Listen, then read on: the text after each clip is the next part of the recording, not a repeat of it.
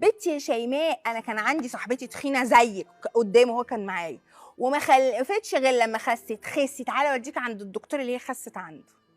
فادّتني طلقة في قلبي مش عارفة أقول لها إيه، بس طبعًا صدمة كبيرة فجرتها شيماء سيف لما قالت يا ريتني ما اتجوزت ويا ريتني ما اتعشمت.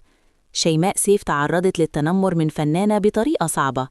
جملة واحدة كانت كفيلة تخلي جمهورها كله يقف ويسأل هو إيه اللي حصل بينها وبين محمد كارتر.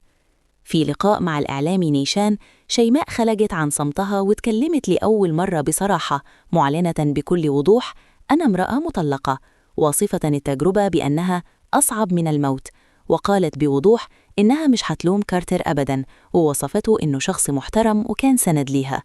لكن اعترفت إن التجربة سابت جواها وجع ومشاعر حزن، خصوصاً مع التنمر. وقالت شيماء سيف كان عندنا واحدة زميلتنا فنانة كبيرة جداً، هي أكيد مش عارفة أنا ما بحبهاش ليه، لأنها قالت قدام جوزي يا شيماء أنا كان عندي صاحبتي تخينة زيك وما خلفتش إلا لما خست، تعالي أوديكي عند الدكتور اللي هي خست عنده.